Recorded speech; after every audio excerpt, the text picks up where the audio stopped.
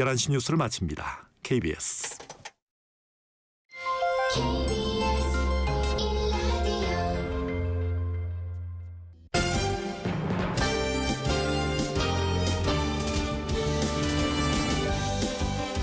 KBS 1라디오 신성원의 오늘 세계는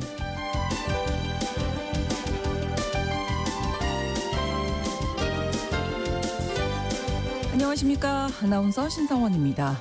눈과 얼음의 도시 중국 하얼빈에서 펼쳐진 동계 아시안 게임이 지난주 금요일에 폐막했죠. 다음 개최지는 국토 대부분이 사막인 사우디아라비아입니다. 사우디에서 하계대회도 아니고 동계대회가 열린다고 하니까 가짜뉴스가 아닐까 하고 의심이 될 정도인데요. 개최 장소는 사우디 서부에 건설 중인 세계 최대 규모의 스마트시티, 네옴시티의 산악지역 트로제나입니다.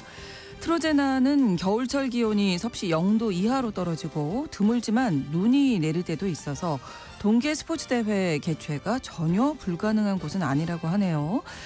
하지만 정작 문제는 눈이 아니라 돈이라고 합니다. 네옴시티 건설에 필요한 자금 조달이 쉽지 않은 상황이라고 하는데 자세한 이야기 글로벌 경제에서 전해드립니다.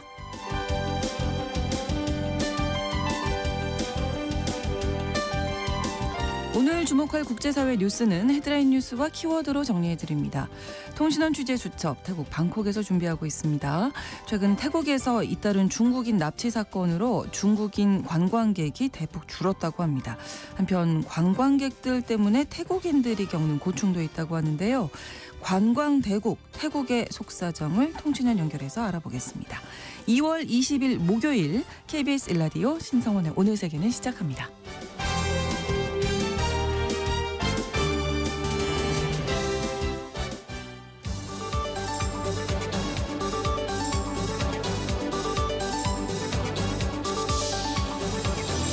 오늘 세계는 헤드라인 뉴스.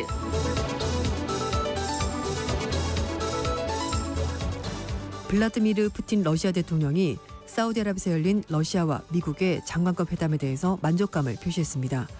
미국과 러시아는 현지 시각 18일 사우디 리야드에서 장관급 회담을 열고 우크라이나 분쟁 해결과 양국 관계 개선 방안을 논의했는데요. 푸틴 대통령은 회담에서 결과물이 있었다고 밝혔습니다. 푸틴 대통령은 우크라이나 위기 등 매우 시급한 문제를 해결하는 것이 가장 중요한데 그러기 위해서는 미국과 러시아 간의 신뢰 수준을 높여야 한다고 주장했습니다. 그러면서 푸틴 대통령은 분쟁 해결을 위해 러시아는 협상 테이블에 복귀할 준비가 돼 있다고 덧붙였습니다.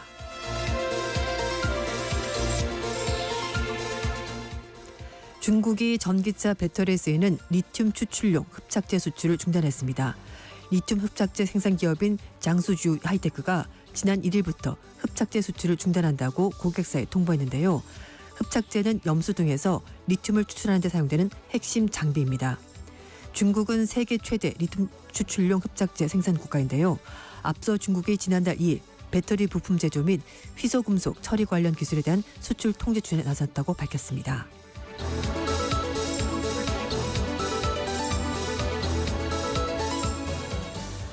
피트 헤그세스 미 국방부 장관이 향후 5년간 매년 8%씩 국방 예산 삭감 계획 마련을 지시했습니다. 헤그세스 장관은 국방부 고위 당국자들을 보낸 메모에서 예산 삭감을 통해 불필요한 국방비 지출을 줄여 전투력 확보해야 한다며 24일까지 삭감된 예산안을 작성하는 지침을 내렸습니다. 주한미군이 소속된 인도태평양 사령부는 이번 예산 삭감 지시에 빠졌으며 핵무기 및 미사일 방어 현대화 예산과 공격용 드론 예산도 삭감 대상에서 제외됐습니다.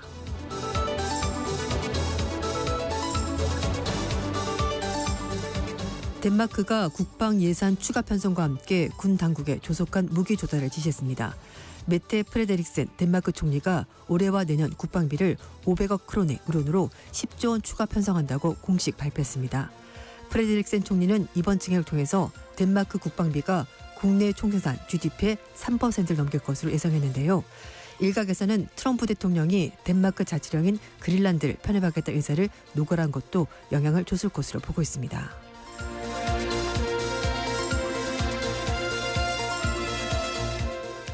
최근 항공사고가 잇따르고 있는 미국에서 이번엔 경비행기 2대가 공중에서 충돌했습니다.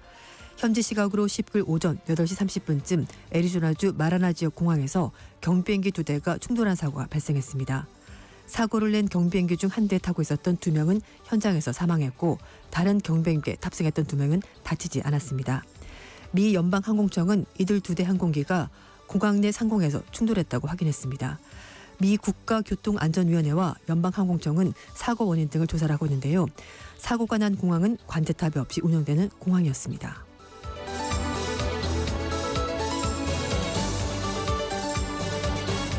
오늘의 헤드라인 뉴스 외신캐스터 조윤주 씨가 전해주셨습니다. 이번에는 키워드로 정리한 국제사회 뉴스를 살펴보겠습니다. 첫 번째 키워드인데요. 독재자를 비난할 수 있는 유일한 사람은 네, 누군가요? 스트롱맨이었습니다. 아, 트럼프 네. 대통령이었거든요. 네. 근데 사실 이 사람을 독재자라고 부른 사람은 거의 없었던 것 같아요. 근데 트럼프 대통령이 젤렌스키 우크라이나 대통령을 독재자라고 맹변을 하면서 네. 미국이 우크라이나 지원에서 손을 뗄 수가 있다 이렇게 경고했습니다. 트럼프 대통령이 SNS에 여론조사에서 지지율이 매우 낮은 사람이 지금 선거를 거부하고 있는데 그게 바로 독재자 젤렌스키다. 이 사람이 빨리 서둘러야 될 거라고 말하면서 빨리 나오지 않으면 나라조차 없어질 거다. 잃어버릴 거다라고 경고했습니다. 그러면서 우크라이나 전쟁이 유럽에게 더 중요한 문제이지 미국의 중요한 문제는 아니다라면서 미국은 대서양을 두고 멀리 떨어져 있지 않냐라고 말했습니다. 그러니까 직접적인 당사자가 아닐 수 있으니 적극적으로 지원은 하지 않을 수 있다라고 말을 한 겁니다. 그렇지만 미국은 지금까지 유럽연합 다음으로 많은 지원을 했었는데요. 방공미사일, 포탄, 탄약 등 이런 것들을 지원해왔습니다. 그렇죠. 사실 우크라이나 군 관계자도 만약에 미국의 지원이 없다면 전쟁을 계속하기가 매우 어려울 것 같다고 말한 적도 있었습니다. 네. 뿐만 아니라 트럼프 대통령이 전쟁 책임을 우크라이나 쪽에 돌린 듯한 그런 발언도 했는데요. 트럼프 대통령은 젤렌스키가 적당히 성공한 코미디언이었는데 미국을 설득해서 3,500억 달러 지출하게 해서 결국 승리할 수 없었던 전쟁을 시작한 장본인이다. 이렇게 주장했습니다.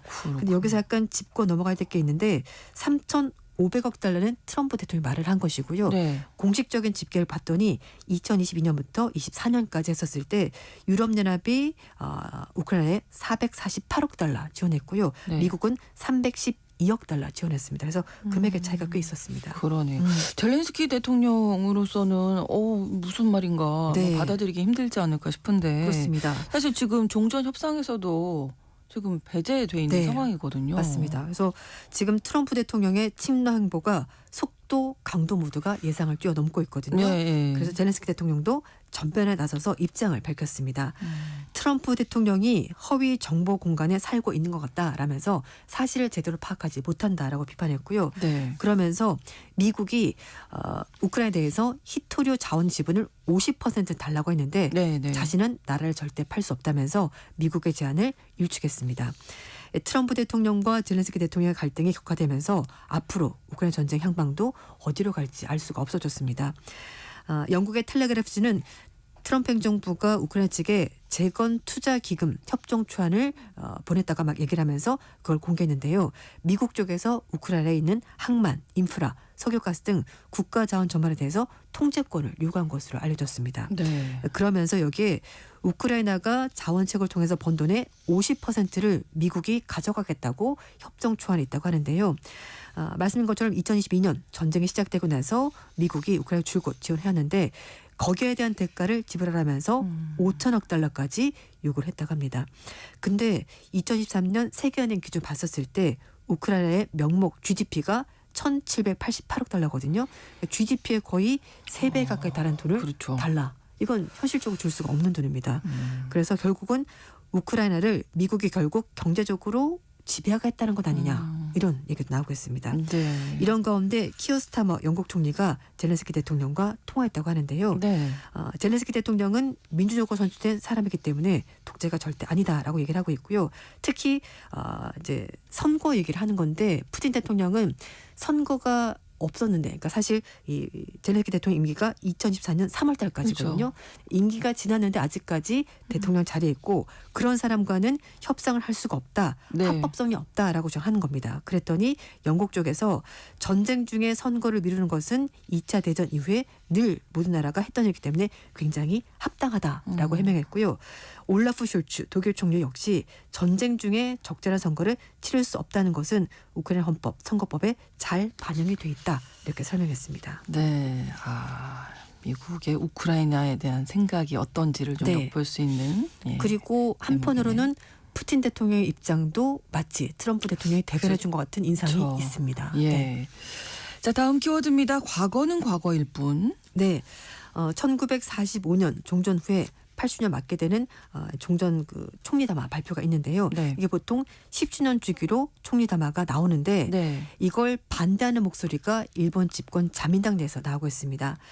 전후 50년 맞이해서 1995년에 무라야마 도미이치 당시 총리가 통절한 반성의 뜻을 담은 담화를 발표했었고요. 10년 주기로 이게 다시 담화가 나왔는데 2005년 고이즈미 준치로 당시 총리가 발표를 했었고요. 네. 2015년 그때는 아베 신조 전 총리가 총리 담화를 발표를 했었습니다. 전쟁 그리고 주변 국익 침략에 대한 일본의 반성, 사죄 방점을 두고 있는데요. 그런데 아베 전 총리 담화는 앞 그 담화들과는 약간 분위기가 달랐습니다. 물론 반성의 뜻을 밝히긴 했습니다만 다음 세대에 사죄를 계속해야 한다는 숙명을 짊어지게 해서는 안 된다라면서 뉘앙스가 바뀌었습니다. 네. 그래서 올해 이번에 이제 80년 맞게 되는 건데 이시바 시게루 총리가 담화를 발표할지 아직 정해지지 않았는데 이런 가운데 자민당 내 보수파들이 70주년 담화를 근거해서 다시 담화를 낼 필요가 없다라는 주장하고 있는 겁니다. 자민당 내에 있는 일본 명예와 신뢰를 확립하기 위한 특별위원회 이런 그 의원들이 70주년 담화가 역사 인식 문제를 정치 문제하지 않도록 마침표를 찍었는데 이걸 생각한다면은 굳이 이번에 담화를 발표할 필요가 있겠냐라는 거죠. 그래서 결국 과거는 과거이니까 그냥 넘어가자라는 얘기인 것 같습니다. 역사가 그렇게 마침표 찍는다고 찍어질까요? 맞습니다. 네. 다른 나라도 사실 전쟁한 독일 같은 경우도 늘 기회가 될 때마다 그렇죠. 과거사를 반성을 하는데 그때 했으니까 이번에 안 해도 되지 않을까? 이건 좀 주변국들에 대한 예의라든지 관계에 있어서 좀 잘못된 행동이 아닌가 싶습니다. 그렇습니다. 이번에 어떻게 뭐 담화가 어떻게 네. 나올지 안 나올지도 그러니까요. 예, 궁금해지는 대목이네요. 세 번째 키워드입니다. 몰락한 제2의 테슬라. 네. 제2의 테슬라 그리고 테슬라 대항마로 꼽혔던 수소트럭 제조사죠. 니콜라가 미국 법원에 결국 파산 보호를 신청했습니다. 네. 니콜라는 파산 보호 관련 법원 승인을 기다리면서 자산 매각 위해서 경매 그리고 판매 절차를 진행할 것으로 보이는데요. 니콜라 파산 위기설은 사실 이번 달 초, 사실 그 전부터 나오긴 했습니다만 어쨌든 이번 달 초에 본격화됐습니다. 미국의 월스트리트저널은 파산 위기에 다다른 니콜라가 그동안의 법률회사 조언을 받아서 회사를 매각하거나 구조조정하는 방안을 모색을 해왔는데 네. 재무 상태, 유동성, 자금 조달 등 여러 가지 옵션을 지금 평가하고 있는데 결국 팔 것으로 보입니다. 니콜라는 수소트럭 기술을 앞세워서 2020년 뉴욕 증시에 상장까지 했었던 회사인데요. 네. 상장한 지 나흘 만에 시가총액이 300억 달러 넘어서면서 전통적인 장차 회사 포드의 시총을 앞지르기도 하면서 굉장히 주목을 받았습니다. 네. 그런데 당시 단 한 대 트럭도 실제로 판매하지 않았다는 것으로 밝혀지면서 기술력에 대해서 의구심이 있었고요. 니콜라가 2024년 3분기에 2억 달러의 순손실을 기록했고 그때까지 토탈 생산한 트럭이 고작 80여 대에 불과했습니다. 그렇군요. 여기에다가 헤지 펀드인 힌덴버거가 니콜라의 시연 영상이 조작됐다는 근거로 공매도를 선언하면서 완전히 치명타를 입게 된 건데 힌덴버거가 보고서 통해서 니콜라는 자체 개발 트럭의 성능을 부풀리고 선주문 예약 규모로 과장했다라면서 보고서를 발표한 겁니다.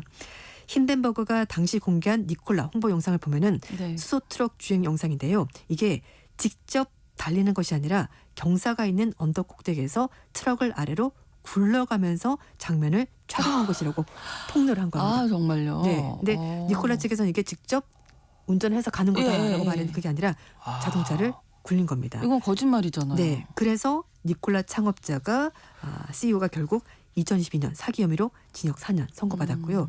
회사가 이제 엉망진창이 된 겁니다. 결국 이렇게 2,000달러까지 갔던 이 주가는 지금 1달러 아래로 떨어졌습니다. 예. 그러니까 신뢰를 얻는 게 정말 어려운데 네. 이렇게 한 번에 추락할 수 있다는 거. 그렇죠. 네.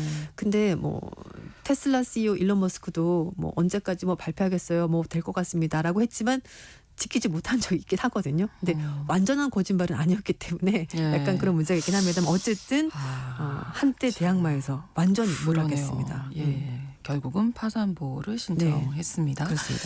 다음 키워드 KFC에서 TFC로 이건 어떤 얘기인가요? 네. 미국 켄터키주에서 탄생한 KFC, 켄터키 프라이드 치킨, 네. 그래서 KFC라고 이제 부르는데요. 그렇죠. 이게 텍사스주로 옮겨가고 있습니다. 그래서 제가 텍사스 프라이드 치킨. 좀 어감이 이렇게 안 맞죠. 네, 그래서 TFC. 그래서 좀 어색하긴 한데 KFC가 텍사스로 본사를 이전한 이유가 이 텍사스주가 기업 친화적이고요. 세금이 낮고 우수한 인력들이 풍부하기 때문이라고 합니다. KFC뿐만 아니라 다른 미국 기업들도 이쪽으로 많이 옮기고 있다고 하는데요. 네. KFC의 모기업인 얌 브랜드가 KFC 본사를 기존 켄터키주 루이빌에서 텍사스주 플라노로 이전하기로 결정을 했습니다. 네. 생각보다 직원이 많지 않더라고요. 100명 정도 미국 본사 직원을 두고 있고 앞으로 6개월 동안 직원들이 루이빌에서 플라노로 옮겨간다고 하는데요. 1932년 켄터키주 콜빈에서 일명 KFC 할아버지, 뚱뚱한 네네. 할아버지 알려진 이 할랜드 썬더스가 다양한 허브, 향신료를 섞어서 닭 요리법을 개발해서 이렇게 탄생하게 된 건데요. 네. 근데 켄터키 주사는 굉장히 섭섭한 것 같습니다. 왜냐하면 켄터키로 시작하는 회사가 본사를 옮기는 거 너무 실망스럽다면서 그럴 수 있죠. 네, 예. KFC 창립자도 실망했을 것이다 이렇게 했다고 합니다. 예를 들어서 뭐 임실 치즈 이게 갑자기 다른 집으로 바뀌면 그렇죠. 좀 어색하잖아요. 예. 그래서 그런 아쉬움을 얘기를 한 거라고 하는데 하지만 기업들은 늘 이익을 창출해야 되잖아요. 그래서 텍사스주는 기업 친화적인 그런 환경을 갖추고 있고 세금도 낮고 고급 인력이 굉장히 풍부하게 있다고 합니다. 그래서 최근 몇 년 사이에 기업들이 텍사스주로 많이 옮겨갔다고 하는데요. 네. 글로벌 부동산 서비스 기업인 CBRE 그리고 텍사스 경제개발 및 관광사무소에 따르면 2018년 이후 작년까지 총 448곳의 기업이 텍사스로 본사를 옮겼다고 합니다. 아, 그렇군요. 뭐 애플, 구글, 아마존, 테슬라 등 기술산업 분야의 기업 이전도 가장 많은 것이 눈에 띄었고요. 이외에도 뭐 토요타, 캐터필러 이런 같은 제조업들도 회사를 옮겼습니다. 네. 이외에도 페이스북, 인스타그램을 운영하는 메타도 최근에 텍사스 이전을 검토하고 있다고 하니까 기업 입장에서는 굉장히 사업하기 좋은 그런 곳이라고 합니다. 네. 실제로 텍사스주는 미국 여러 주 가운데서도 가장 기업 친화적인 정책을 펴는 곳으로 유명하다고 하는데요. 네. 일단 소득세와 법인세가 없다고 합니다. 이거 파격적이죠. 크네요. 네, 예. 그렇습니다. 실리콘밸리가 있는 캘리포니아주가 소득세가 최고 14.4%, 법인세가 8.84%인데 이게 없다고 하니까 없는 진짜 건, 파격적입니다. 네, 그리고 네. 연간 재산세 상승률 상한선도 도배를 하면서 재산세 경감 정책과 공장 건설할 때 필요한 자재들의 판매세를 면제해주는 인센티브도 주고 있습니다.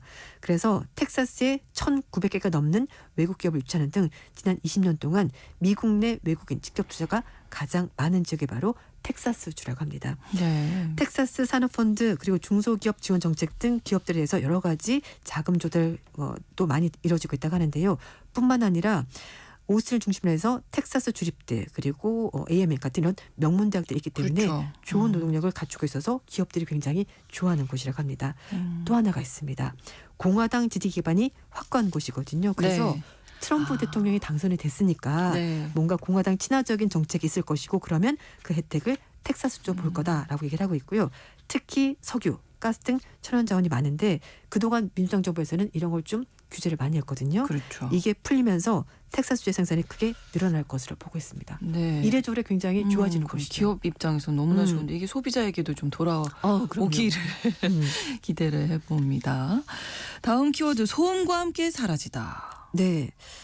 요즘에 그 이어폰이라고 하죠. 네. 소음 들리지 않게 하는 노이즈 캔슬링 예. 기능이 있는 이어폰이 많고 좀 사실 고가이기도 합니다. 주변 그런데 소음이 안 들리죠. 딱 그 그쵸. 기능을 쓰면. 네. 근데 이걸 사용하게 되면 청각과 뇌에 손상을 유발해서 청력에 문제가 생길 수 있다고 합니다. 네. 오. 영국의 BBC 보도에 따르면 최근에 청각 이상을 호소하는 젊은 사람들이 많은데 네. 전문가들은 이어폰에 내장된 노이즈 캔슬링 그것 때문인 것 같다라고 얘기를 하고 있습니다.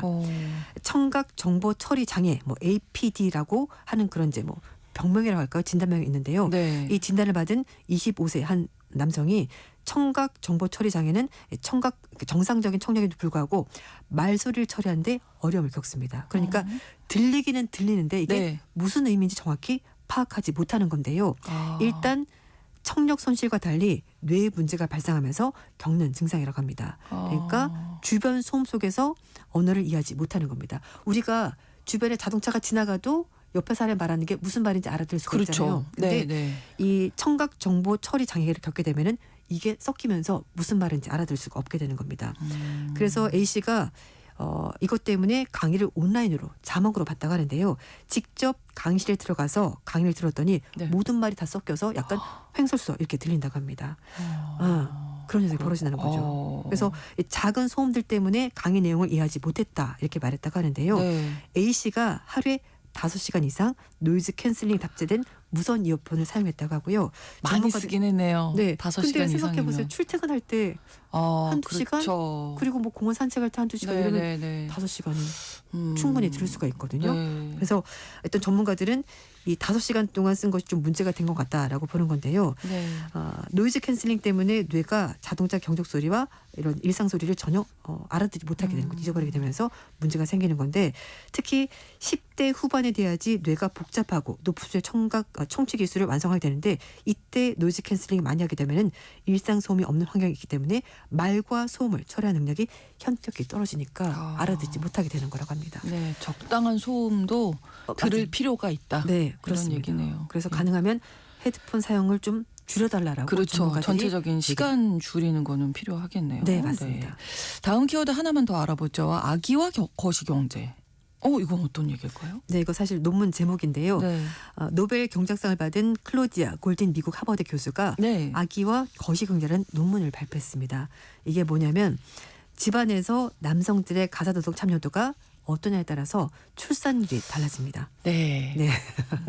그러니까 가사노동을 같이 많이 할수록 출산율이 올라간다고 하는데요. 그렇죠. 남성들이 집안일을 더 많이 하는 곳에서는 출산율이 올라갔고요. 네. 반대로 집안일을 적게 하는 곳은 출산율이 떨어졌다고 합니다. 네.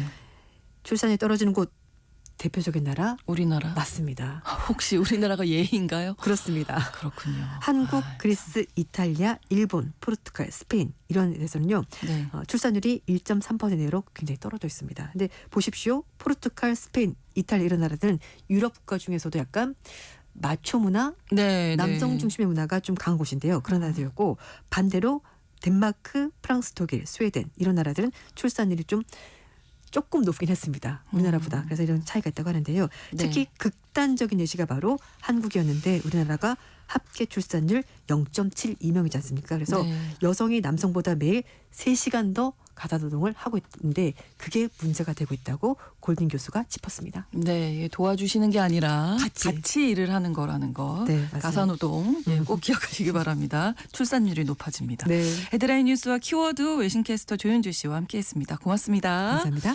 신성원의 오늘 세계는 1부 마무리합니다. 11시 30분부터 일부 지역에서 해당 지역 방송 보내드리고요. 바네사 칼튼의 A Thousand Miles 함께 듣겠습니다.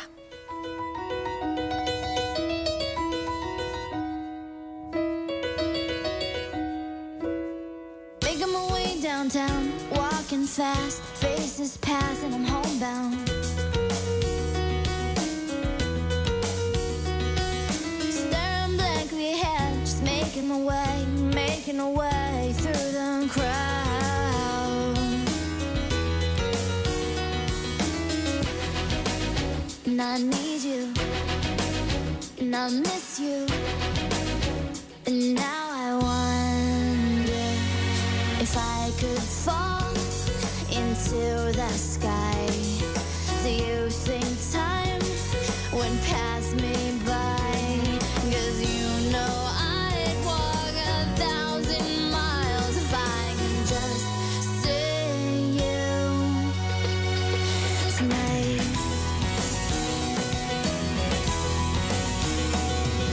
There's always times like these when I think of you, and I wonder if you ever think of me.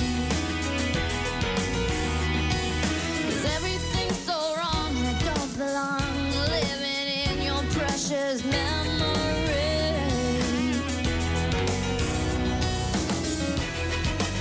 'Cause I need you and I miss you.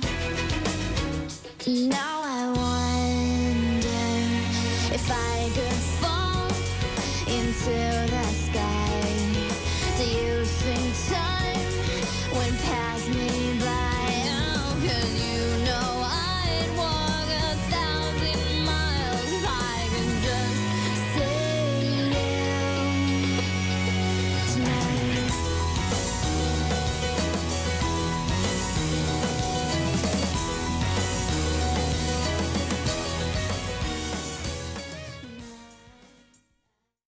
지금 시각은 11시 30분입니다.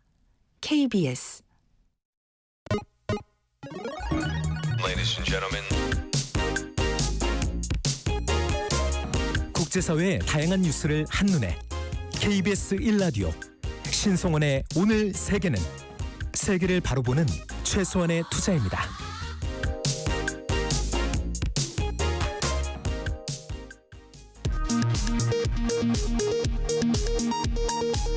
이 시각 라디오 정보센터 뉴스입니다. 서울중앙지방법원에서 열린 내란 우두머리 혐의로 구속 기소된 윤석열 대통령에 대한 첫 형사재판이 종료됐습니다. 이어서 윤 대통령이 청구한 구속 취소 신문이 진행됐습니다.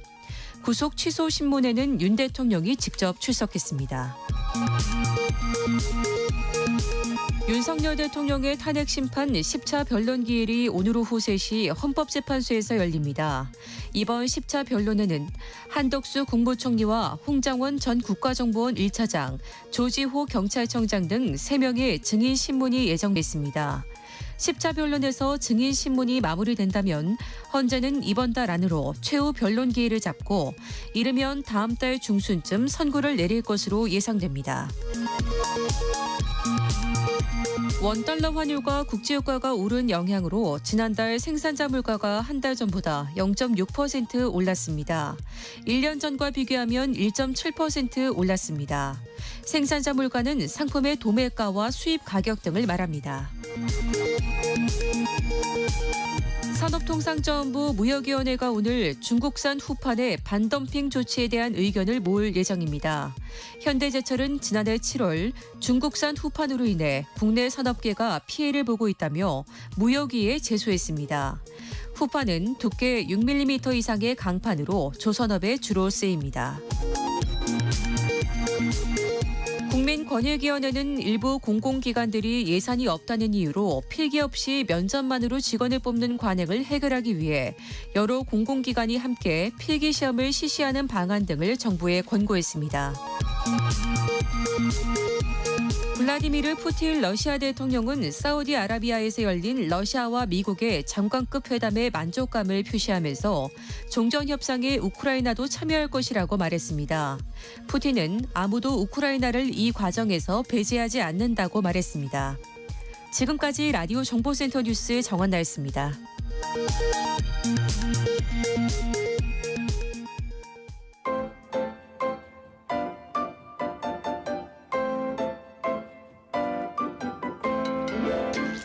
통신원 취재 수첩.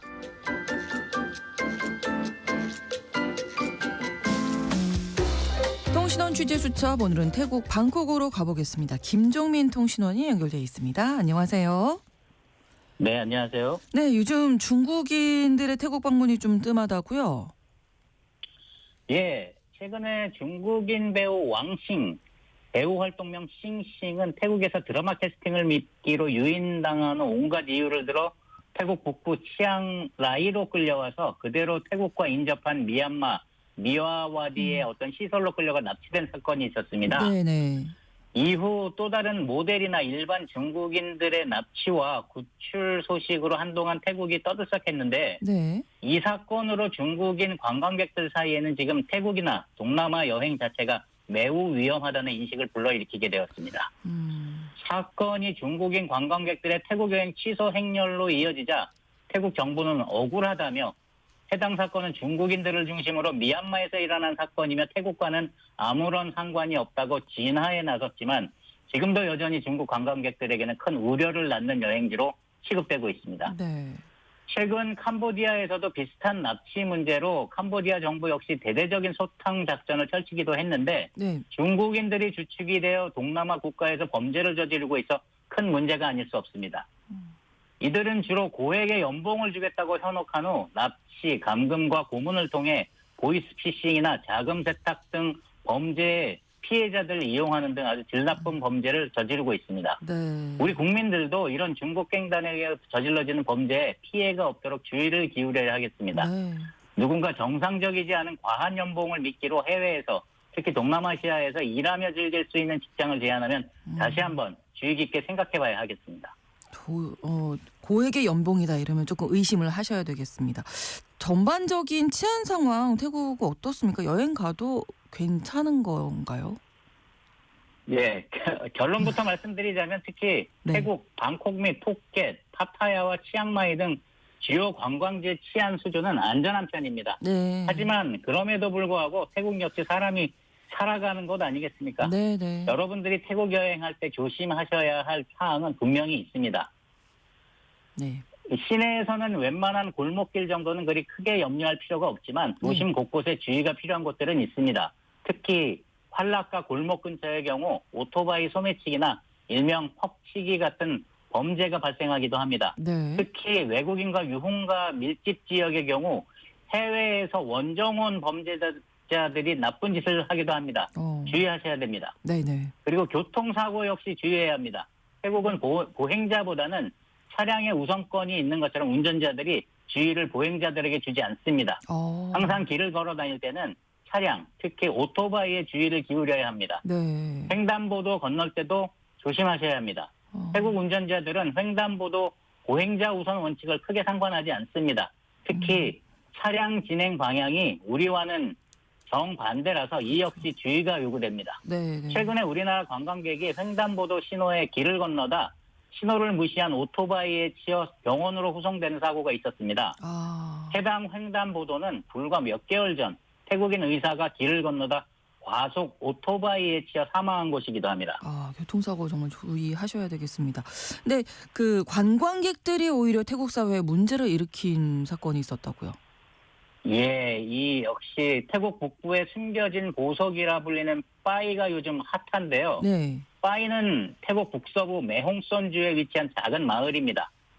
과거에는 아주 조용한 시골 마을에 불과했지만 배낭 여행자들 사이에 입소문이 나면서 네. 태국 북부의 대표적인 여행지로 자리매김하고 있습니다. 그런데 지난 2월 4일 태국의 한 의료 관련 페이스북 페이지에 이스라엘 관광객 청년들의 지나친 행동에 불편을 호소하는 글이 올라왔습니다. 네. 의사로 알려진 해당 글쓴이의 글에 의하면 이들 4명의 이스라엘 국적 관광객들은 병원 내에서 담배를 피우거나 병원 물건을 훔쳐가고 병원 응급실 문을 부수는 등 말썽을 일으켰다고 합니다. 네. 설상가상 이들은 의료진들에게 폭언을 하거나 겁박을 하는 등 아주 폭력적인 행동들을 일삼았다고 합니다. 참다 못한 의료진 중 한 사람이 이를 페이스북에 게시했고 네. 해당 게시물이 바이럴되면서 본인들도 이스라엘 관광객들에게 이 비슷한 횡포와 수모를 당했다는 댓글들이 달리기 시작했습니다. 그렇군요. 동시에 이스라엘 사람들에 대한 루머가 태국인들 사이에 급속히 퍼지기 시작했는데요. 네. 빠이 지역에 이스라엘 사람들이 3만 명 이상 모여 살고 있으며 이들이 빠이를 자기네들의 새로운 점유지로 활용하고 있다는 소문이었습니다. 빠이에 살고 있는 공식적인 인구수가 3만 8천 명입니다. 그런데 거기에 이스라엘 사람들이 3만 명 이상 살고 있다. 네. 이건 말이 안 되는 소문이지만 그렇죠. 예. 그래도 태국 사람들 중에는 이를 믿고 이스라엘 사람들을 전부 쫓아내야 한다고 외치는 사람도 있었습니다. 매홍선 지방관청에 따르면 현재 3에서 4천 명의 이스라엘인들이 빠이에 살고 있는 것으로 보입니다. 그렇군요. 워낙 이제 관광객들이 가장 좋아하는 나라잖아요. 태국이 관광객이 많이 오다 보니까 이런 문제들까지 생기는 것 같습니다. 네, 그렇습니다. 이런 소문들이 태국인들 사이에 일파만파 퍼져나가자 네. 주태국 이스라엘 대사가 직접 빠이를 방문해 소문과는 많이 다르다며 해명을 하거나 태국 총리가 나서서 현재 퍼지고 있는 소문의 내용들은 사실이 아니라고 밝혔습니다. 네네. 그러나 여전히 빠이의 외국인 관광객들에 대해서 어떤 잘못이든 눈여겨 살펴볼 곳이라고 덧붙이기는 했습니다. 이번 사건을 계기로 관광객과 지역 주민 간 서로의 문화를 존중하는 노력이 필요하며 네. 현지 당국과 외국 대사관이 서로 협력하여 문제 해결을 위한 논의가 긴밀하게 이어져야 할 필요가 있다는 점. 네. 그리고 아무리 외국인이라고 하지만 현지 사회와의 균형을 유지하는 여행을 추구하는 것 등 달라지고 있는 여행 문화에 대한 연구가 필요하다는 것이 새로운 과제로 등장하고 있습니다. 네, 오늘 소식 여기까지 듣겠습니다. 고맙습니다. 네, 감사합니다. 네, 태국 방콕에서 김종민 통신원이었습니다.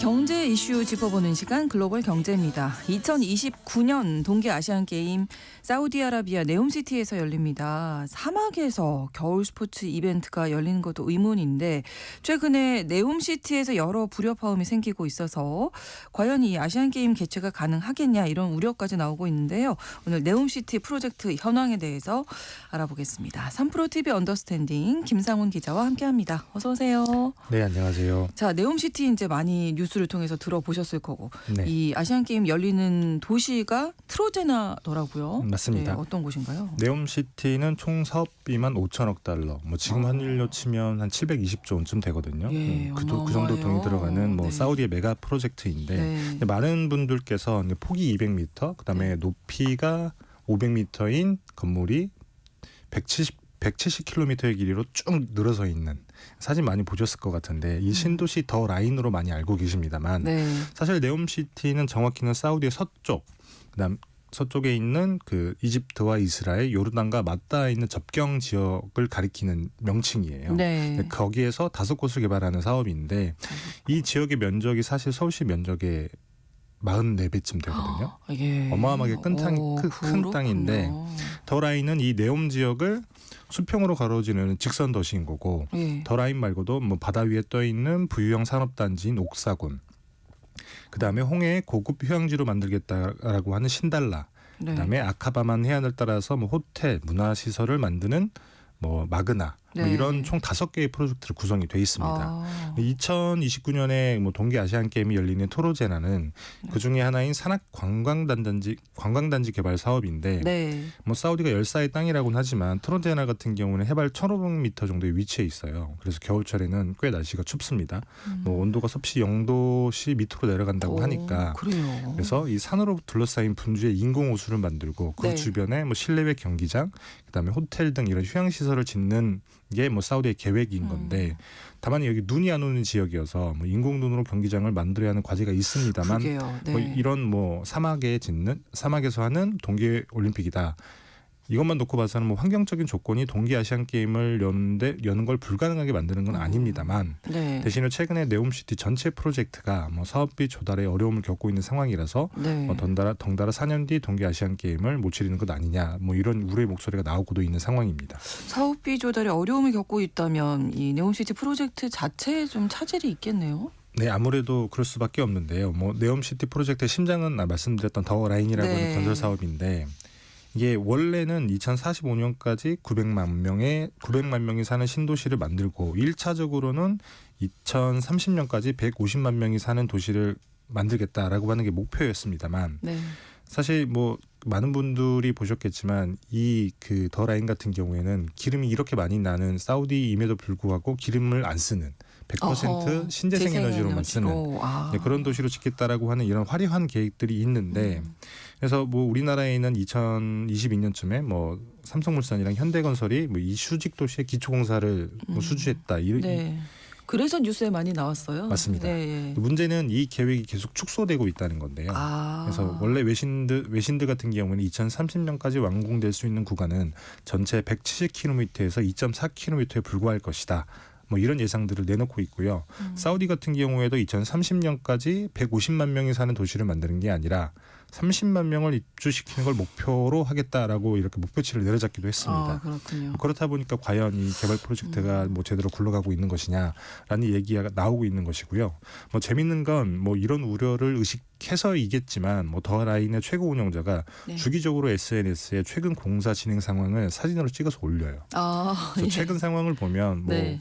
골조 공사 비슷하게 철근들이 꽂혀 있는 그런 사진들이 보이긴 하는데 네네. 다만 뭐 더 라인 같은 경우에는 삼성물산이랑 현대건설이 수주한 기초공사 이후에 네. 다른 형태의 발주는 아직 나오지 않고 있는 상황입니다. 아, 그렇군요. 사우디가 석유가 많이 나는 곳이니까 맞습니다. 부자 나라 아니에요? 우리는 그렇죠. 그렇게 알고 있는데 그렇죠. 지금 뭐 사업비 조달에 어려움을 겪고 있어서 이렇게 공사 늦어지고 목표도 낮춰잡았다고 하니까 맞습니다. 약간 좀 이해가 안 가는 부분인데 왜 그런 건가요? 사우디가 아무리 부자라고는 하더라도 700조가 넘는 개발 사업을 뭐 아무 문제 없이 진행을 할 수 있을 만큼 예. 돈이 많은 건 이 아니에요. 예산이 워낙 많이 들어가는 거죠. 그렇죠. 뭐 사우디 1년 예산이 3,300억 달러, 그러니까 480조 원쯤 됩니다. 근데 말씀드렸던 네옴시티 전체 개발 사업비는 5천억 달러니까 네. 한 해 국가 예산보다 많은 돈이 들어가는 개발 사업을 진행을 하고 있는 거거든요. 그러네요. 그리고 2045년에 프로젝트를 끝내겠다라고 목표를 일단 세웠으니까 네. 산술적으로 보면 매년 평균적으로 250억 달러 정도의 돈이 필요하다는 계산이 나옵니다.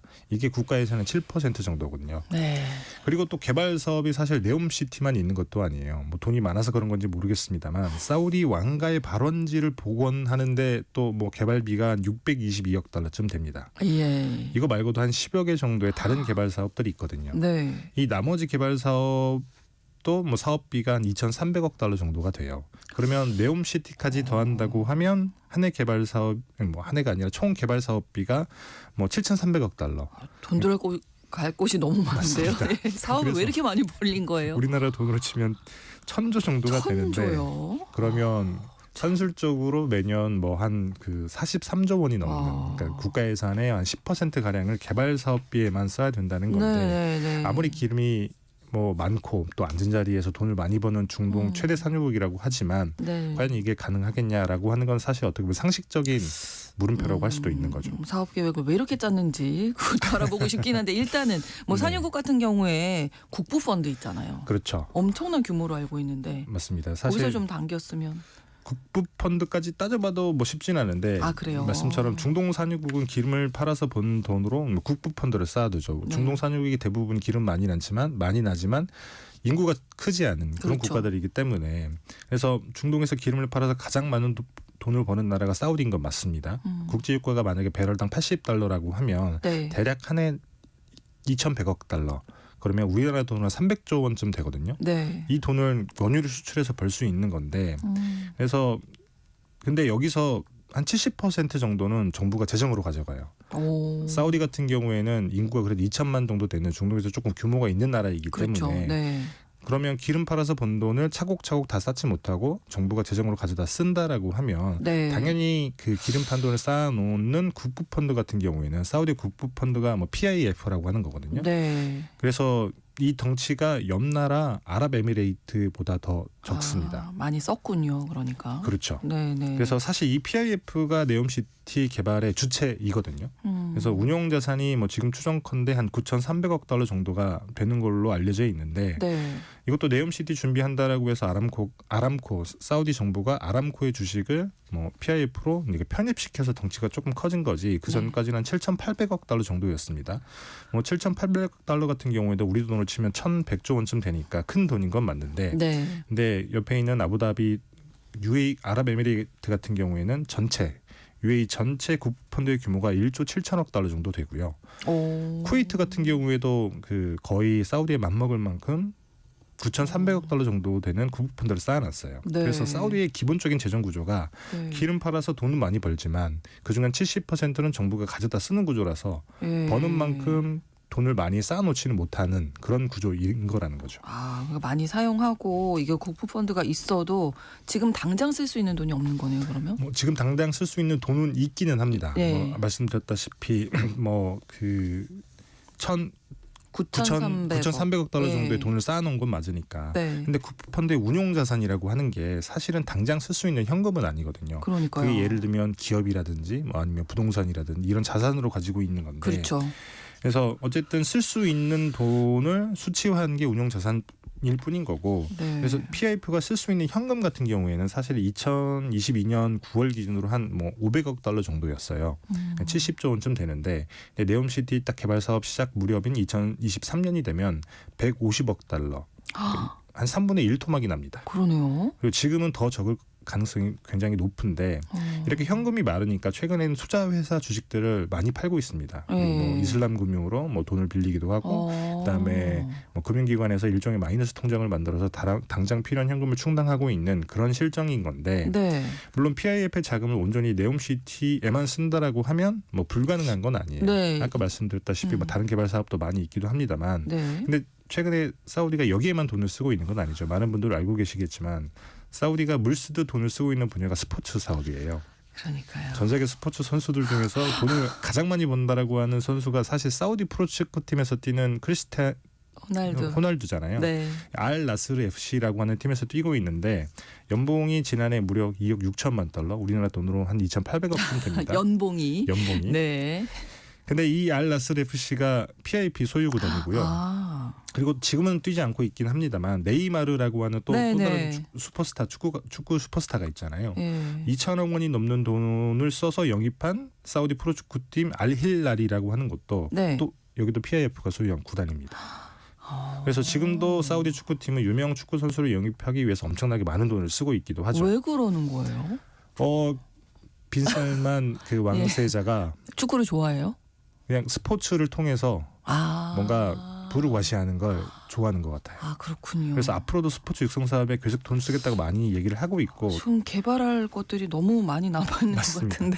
또 하나가 미국 프로골프 리그인 PGA에 맞선다면서 만든 LIV라고 하는 골프 리그가 또 있습니다.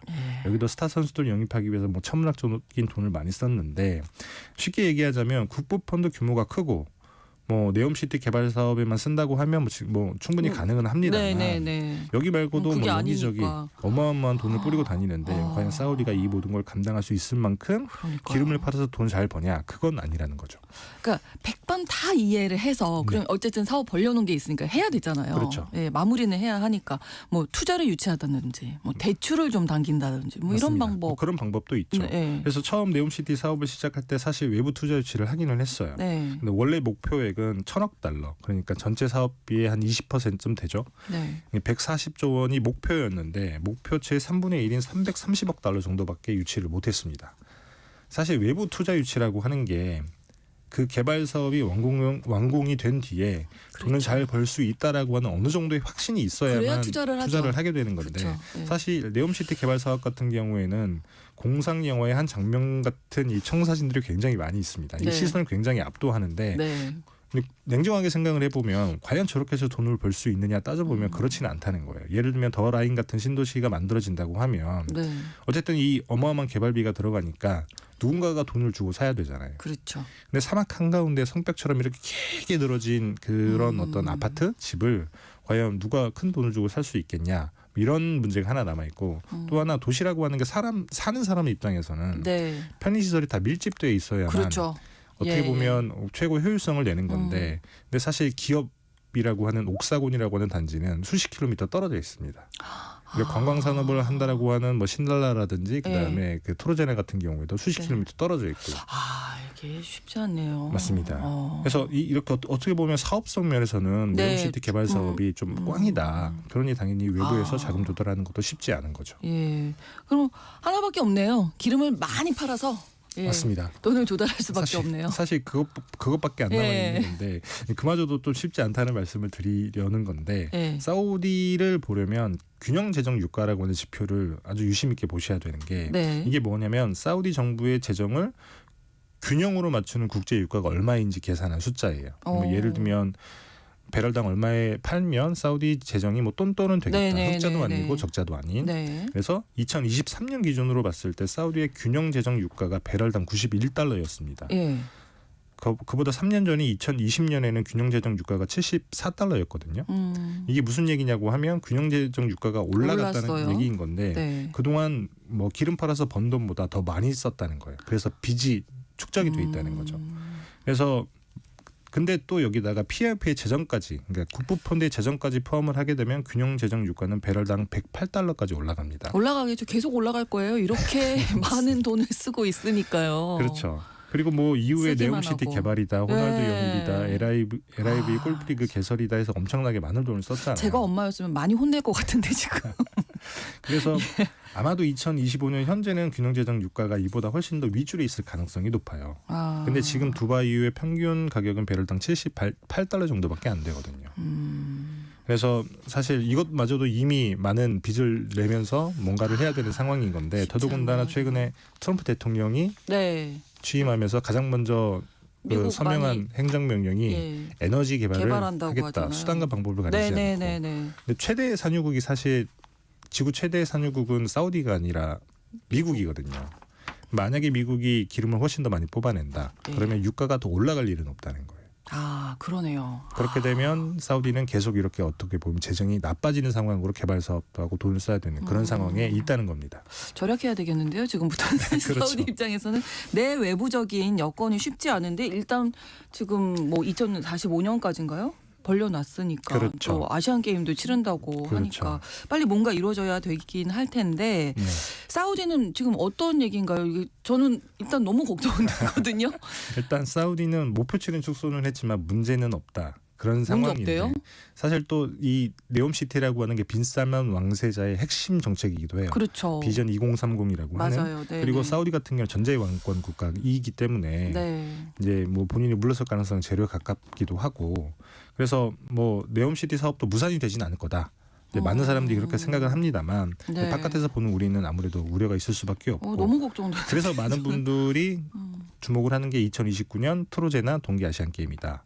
이게 어떻게 보면 네옴시티의 쇼케이스 같은 개발 사업이 되기 때문에 네. 근데 그걸 보면 앞으로 네옴시티 개발 사업을 충분히 우리가 가능성을 뭐 판단해 볼 수 있지 않을까 그렇게 생각을 하고 있습니다. 네. 그래서 사우디의 미래도 사실 2029년 동계 아시안 게임을 성공적으로 치르느냐 여기에 달려 있다고 해도 과언이 아닙니다. 근데 이거까지 가기도 지금 뭐 오늘 설명해 주신 내용을 보면 그렇죠. 쉽지 않은 거 아니에요? 쉽지 않아 보이는데 뭐 사실 돈은 있어요. 그래서 뒤에 있는 그 어떤 개발 사업들을 조금 미루고 당장 여기에. 앞에 있는 그 동계 아시안 게임을 위한 트로제나 사업에 돈을 많이 쏟아부을 수는 있죠. 네, 일종의 네. 뭐 운용폭이 있으니까. 네. 그렇기 때문에 아마도 동계 아시안 게임을 유치하기 위한 트로제나는 뭐 시간에 맞춰서 개발은 성공할 텐데 다만 얼마만큼 화려하냐. 그렇죠. 좀 지켜봐야 그런 문제가 되겠습니다. 남아있다는 겁니다. 예. 3프로 TV 언더스탠딩 김상훈 기자와 오늘 함께했습니다. 고맙습니다. 네, 감사합니다. KBS 1라디오 신성원의 오늘 세계는 마치겠습니다. 내일 오전 11시 5분에 다시 뵙겠습니다. 고맙습니다.